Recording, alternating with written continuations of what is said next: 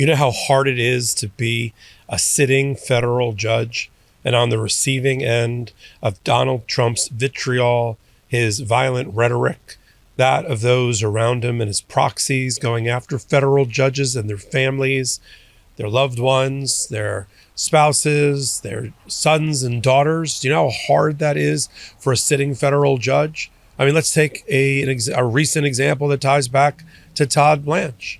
You've got Judge Kathleen Williams, very highly regarded in the Southern District of Florida, and she issues a 56-page decision which basically says that Donald Trump and Todd Blanche, his embattled, beleaguered, self-sabotaged attorney general pick, entered into a collusive deal that was illegitimate in order to have as a byproduct of it a settlement agreement authorized by Todd Blanche, which gave and tried to set up a phony $2 billion fund to pay people who attacked our democracy, the Jan 6 fund, while at the same time running interference and cover for what Donald Trump really wanted, which was Todd Blanche executing a one-paragraph release of liability to give Donald Trump, his family, and affiliates and businesses, he's got 400 of them, the tax immunity he's always been looking for, the immunity that even the Supreme Court didn't give him. He found in a willing candidate who would do anything to get the nomination in Todd Blanche. And Judge Williams called it out. Now, she issued her ruling in due course within a couple of weeks after all of the filings were in. The fact that Attorney General Todd Blanche happened to be in a confirmation process can't stop a federal judge. You know, it doesn't stop the trains from running on time. It doesn't stop air traffic controllers from trying to land airplane traffic just because something else is going on in the world. But to the MAGA world, who takes their tone from the top of Donald Trump and thinks it's appropriate to attack federal judges, they started to attack the federal judge Williams, highly regarded in my neck of the woods in the Southern District of Florida. They said she was a political hack, that she was a partisan, that she was doing what she was doing because she wanted to interfere with the nomination of the Attorney General. The reason that people were investigated, prosecuted, indicted, and convicted for being involved with Jan 6, that they happened to all be Republicans, was not because there was a political witch hunt, is because it was only the Republicans that were involved. And for Judge Williams to be attacked mercilessly, and she's not done, by the way. I wanted her to go further. I'll be frank. I thought that while the order was very judicious and very, well-reasoned in handing out sanctions and findings of bad faith and referrals to bar associations and the like, I think she could have went further. They're lucky she didn't go further. I wanted her to find fraud on the court. I wanted her to not only declare the settlement agreement dead and buried and Blanche powerless to have entered it, but also by name call out that release. She did call out the release, but in her order at the end to list it as something that has been voided because of a fraud on the court. Now, she didn't go quite that far, although she invited that motion to be filed by somebody in the future. And what's her thanks for that? To be attacked, to have to worry about her personal security, to have the federal U.S. Marshals worry about her. This is somebody that's given her life over to public service. She started as she was a lawyer. She was a prosecutor. She was the federal public defender, like the opposite of the U.S. attorney in 2 different districts in Florida, highly, highly regarded. And yet we have to talk about federal judges under attack. And federal judges, including sitting federal judges. I do a lot of reporting about former federal judges. I just interviewed former federal judge Mark Wolf. I've interviewed former federal judge Mike Ludig.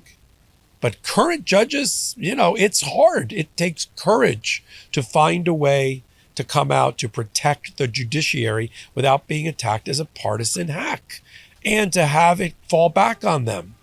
I just had the honor, on behalf of our audience, to interview 2 such current federal judges. One I know well from having practiced in front of her, Judge Beth Bloom, Southern District of Florida, and one I've always admired, and so should we, Judge Esther Salas, District of New Jersey, who 6 years ago in July had her 20-year-old son murdered. He was home from college at the front door of their home when somebody came knocking to assassinate Judge Salas and wounded her husband, severely wounded her husband, and killed her only child. And she's become an understandable, outspoken advocate about protection. It's not a blue-red thing. It's a black-white thing. We should be in favor of protecting our judiciary, and we need to tone down the rhetoric. And the tone starts from Donald Trump. Look, magnesium is something most of us aren't getting enough of. And if you're just grabbing the drugstore version, you may not be getting the full picture. Industrial farming, chronic stress, and everyday aging can all make it harder to get the magnesium your body needs. The thing is, magnesium comes in many forms, and each one supports your health in a different way. That's why you need to try Qualia Magnesium Plus. It combines 10 bioavailable forms of magnesium with more than 70 trace minerals that help fuel magnesium support. It's designed to help support deeper sleep, sharper thinking, faster recovery, muscle strength, mood, and energy metabolism. It's not just a sleep supplement, it's a full body magnesium system built for modern living to help you feel your best every day. It's time to improve your sleep and enhance your recovery with Qualia Magnesium Plus. For me, Qualia Magnesium Plus has been a simple addition to my routine that I've genuinely enjoyed. Experience the most trusted magnesium for purity, potency, and performance. Plus, it's non-GMO, vegan, and gluten-free, making it a choice you can feel good about. Go to qualialife.com/legalaf for 50% off. And here's a bonus. Use the code LEGALAF for an additional 15% off your order. That's QUALIA life.com/legalaf and use code LEGALAF. Thanks to Qualia for sponsoring this episode. Let me show you a clip of Judge Salas talking to this very point. It's just getting worse, Michael. It's not getting any better. I mean, we've talked about toning down the rhetoric. I think the president himself, after the White House correspondence attack, talked about let's tone it down. And, his White House spokesperson talking about all this, rhetoric against the president. Well, it has to go both ways. If we're going to, we have to tone it down. Everyone has to tone it down. But instead of toning it down, we have general counsel for the DHS posting pictures of judges and mischaracterizing their rulings and in essence, basically intimidating any future judge by saying, you want to go on the worst of the worst list next week, Judge? You want to do that or fall in line? This is intimidation.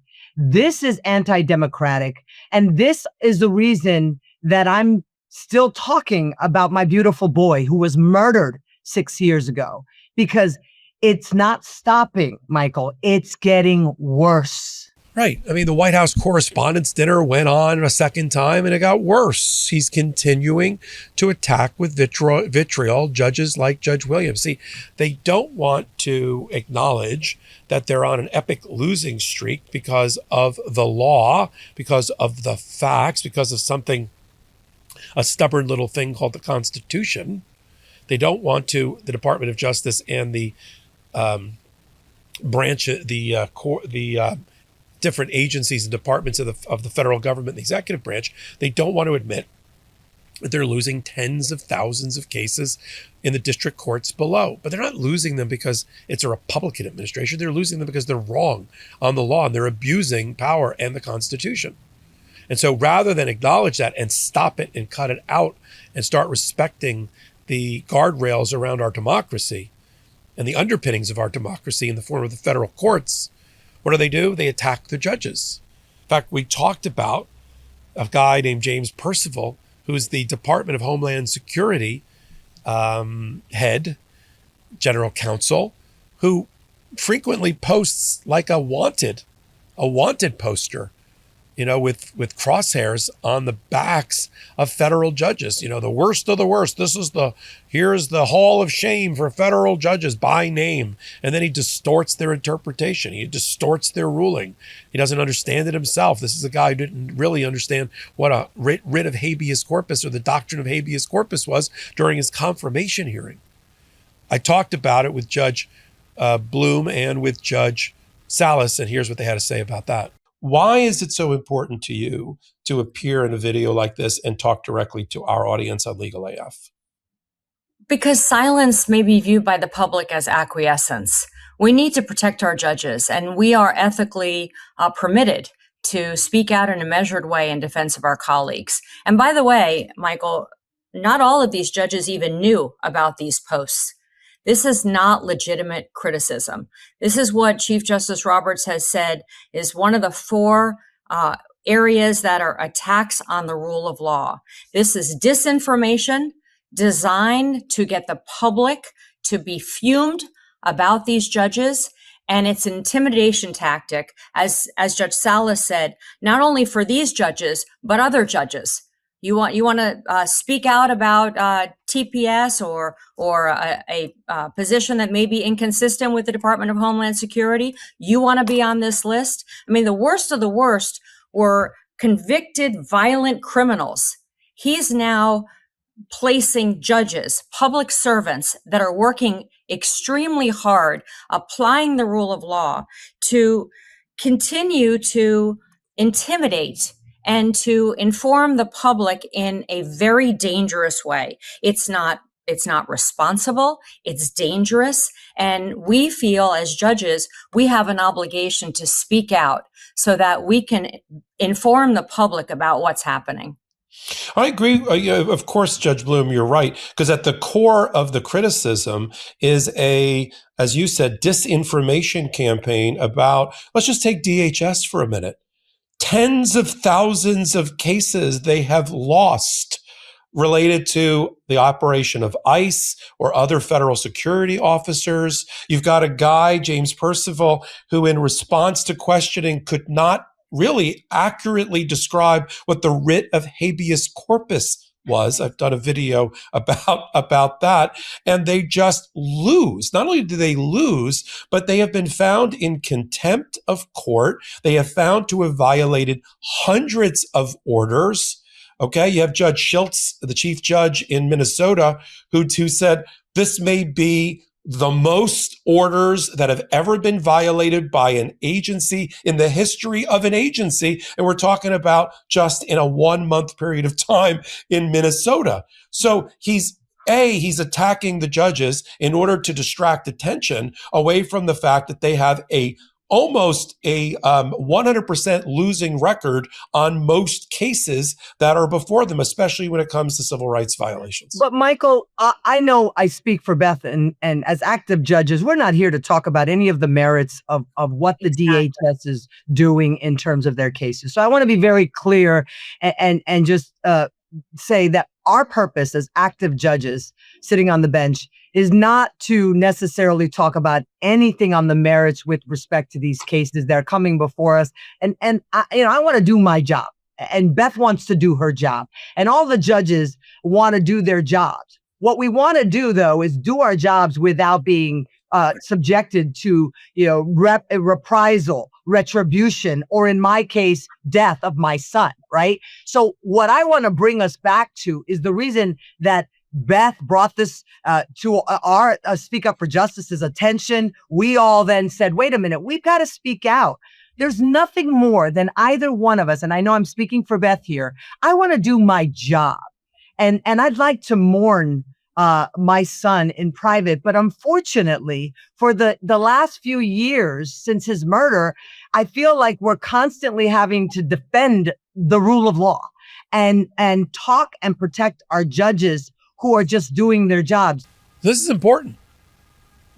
I know from speaking online and offline with Judge Ludig, without revealing any confidences, of course, that there are federal judges, especially in the first year of the administration, who were scared, who were like, I don't need to do this. Do I need to do this? Do I need to rule against them on this and be subjected to all of the abuse and physical threats? I mean, you've seen violent threats against judges into the thousands, triple since Donald Trump's been back in office a second time. Does anybody think that's a coincidence? This is a guy whose blueprint, when he was a criminal defendant, was to attack, and a fraud defendant, was to attack mercilessly judges like Judge Merchan, the criminal court judge in his 34 felony count conviction, Judge Engoron in his $500 million persistent fraud judgment, Judge Chutkin in his DC election interference case. And what does he think happens on the other end of that? Like, what's the end game? In fact, we talked it over with the current sitting judges about what is the end game. Here's a clip. So for me, my focus here is basically what I'm wondering, what is the end game to the general counsel or the Department of Homeland Security using these type of tactics? What is the end game? Why are they doing it if they know it is risky and it puts judges at harm? And by the way, it's eroding the public's confidence. And I think that's the end game. Well, I'll jump in on that. Yeah, the end game really is to delegitimize the courts, right, to have the public in America not believe what they're reading in the decisions, and to expose the judges who are reaching these results to threats and violence, and precisely what happened to you, Judge Salas. I mean, that is the risk. That's why Speak Up for Justice is getting the Judicial Independence Award, right, because our goal is to protect the judges. It needs to stop. It needs to stop, or we're going to have another unfortunate, Judge Salas with a murdered family member or a judge being murdered themselves. And we're going to call it out here the way we see it on MeidasTouch and on Legal AF. I'm Michael Popok. I'm traveling, but these are important issues that I can't let a little thing like a vacation stand in the way of covering. So take a moment, hit the free subscribe button on Legal AF YouTube channel. If you like this kind of content and analysis and interviews, we'll keep it coming to you. Just do us a favor and become a free subscriber. Until my next report, I'm Michael Popok. Can't get your fill of Legal AF? Me neither. That's why we formed the Legal AF Substack.